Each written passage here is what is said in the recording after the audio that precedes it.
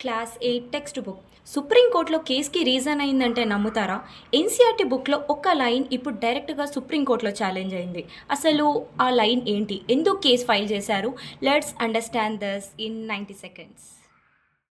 రీసెంట్‌గా NCERT class 8 social science text బుక్‌లో judiciary గురించి ఒక టాపిక్ వచ్చింది.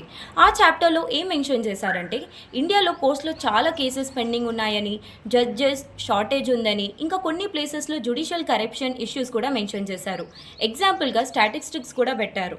సుప్రీంకోర్టులో 80,000 ప్లస్ కేసెస్ పెండింగ్, హైకోర్టులో ల్యాక్స్ ఆఫ్ కేసెస్, డిస్ట్రిక్ట్ కోర్టులో క్రోర్స్ ఆఫ్ కేసెస్. ఇది చూసిన తర్వాత సుప్రీంకోర్టు సీరియస్గా రియాక్ట్ అయ్యింది. కోర్టు ఏం చెప్పిందంటే, స్కూల్ టెక్స్ట్ బుక్స్లో జ్యుడిషియరీని నెగటివ్గా పోర్ట్రే చేయడం కరెక్ట్ కాదని. అప్పుడు సుప్రీంకోర్టు సో మోటో యాక్షన్ తీసుకుంది. దానితో ఎన్సీఆర్టీ ఆ బుక్ డిస్ట్రిబ్యూషన్ని స్టాప్ చేసి అండ్ కంట్రోవర్షియల్ పార్ట్ని రిమూవ్ అండ్ మాడిఫై చేయాలని డెసిజన్ తీసుకుంది. ఇప్పుడు ఇది ఇండియాలో బిగ్ డిబేట్ అయ్యింది. ట్రూత్‌ని టెక్స్ట్ బుక్‌లో చెప్పడం తప్పా? దాంట్లో మెన్షన్ చేయడం తప్పా? లేదా ఓన్లీ ఇన్‌స్టిట్యూషన్ ఇమేజ్ ప్రొటెక్ట్ చేయాలా? మీ ఒపీనియన్ ఏంటి? కమెంట్ సెక్షన్‌లో చెప్పండి. అండ్ ఇలాంటి న్యూస్ ఇంకా నా సైడ్ నుంచి రావాలంటే ఫాలో ఫర్ మోర్.